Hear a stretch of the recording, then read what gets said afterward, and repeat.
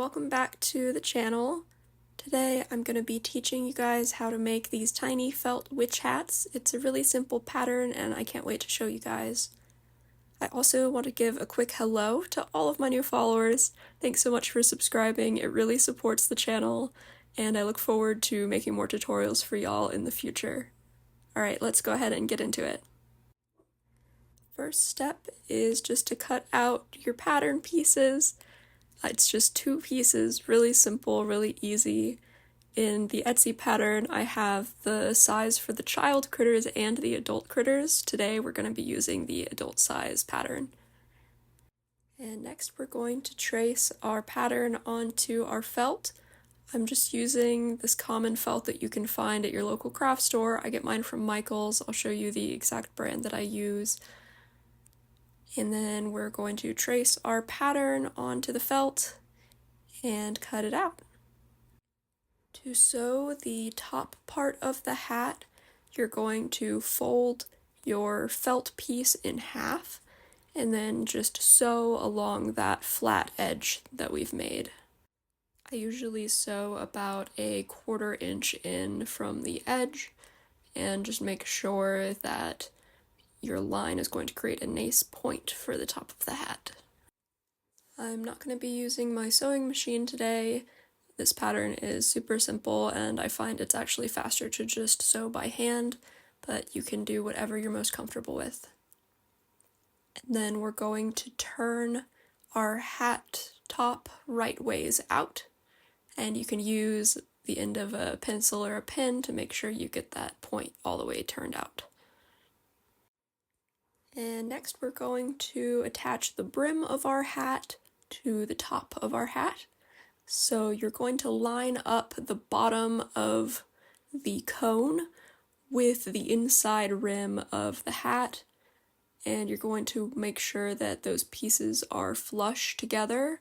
I'll show you a shot here of what it looks like pinned together so you can get a good idea of what we're going for. And then just sew all the way around in a circle there.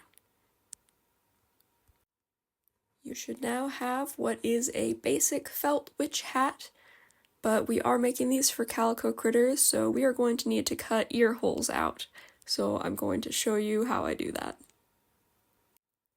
This is going to be very dependent on which critter you want to make the hat for.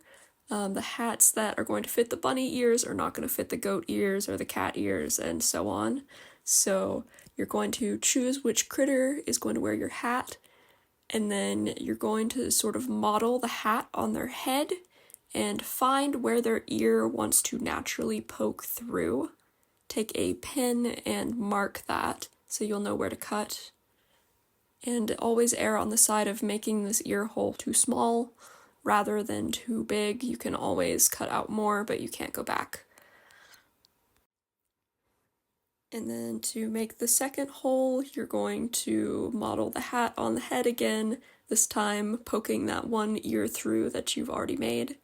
And do the same thing on the other side, just mark where the ear naturally wants to poke through, and cut a tiny hole out.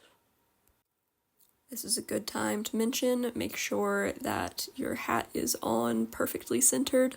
I've definitely done this before where the hat was a little bit sideways, and when I cut out my ear holes, the seam in the back was not directly center, and so the hats are like a little bit off.